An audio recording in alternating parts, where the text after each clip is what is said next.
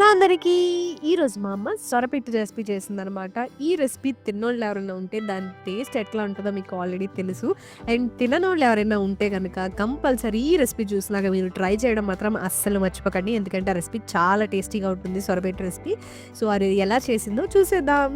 ముందుగా మనం సొరచాపని పీసెస్‌గా కట్ చేసుకొని దాన్ని వాటర్‌లో వేసి కొద్దిగా పసుపు వేసి దీన్ని బాగా ఒక 10 మినిట్స్ పాటు ఉడికించుకోవాలి. 10 మినిట్స్ తర్వాత దాని పైన తోలుని తీసేసుకొని ఇట్లా కొద్దిగా వాటర్ ఉంటే దాన్ని కూడా పిండి ఇట్లా చూపించిన విధంగా మనం ఇట్లా దాన్ని స్మాష్ చేసుకోవాలన్నమాట. ఇలా స్మాష్ చేసుకున్న తర్వాత అందులో కొద్దిగా పసుపు, ఉప్పు, కారం వేసుకొని అంతా బాగా కలిసేలాగా కలుపుకొని దీన్ని ఒక పక్కన పెట్టేసుకోవాలి.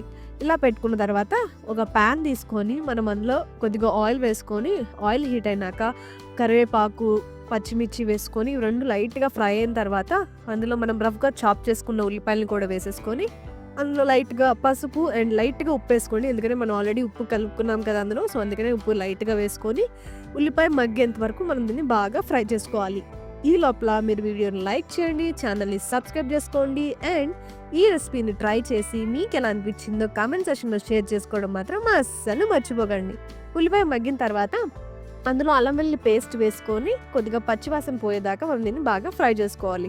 ఇలా ఫ్రై చేసుకున్న తర్వాత అందులో కారం, ధనియాల పొడి, జీలకర్ర పొడి అండ్ గరం మసాలా వేసుకొని ఒకసారి అంతా బాగా కలిసేలాగా కలుపుకొని మనం ముందుగా ఉడకబెట్టుకున్న సొర చేపని అందులో వేసేసుకొని మనం దీన్ని బాగా హైలో పెట్టుకోకండి అండ్ మీడియం ఫ్లేమ్‌లో కాకుండా సిమ్‌లో పెట్టుకొని మనం దీన్ని ఒక 20 మినిట్స్ పాటు లో హీట్‌లో ఫ్రై చేసుకోవాలనమాట.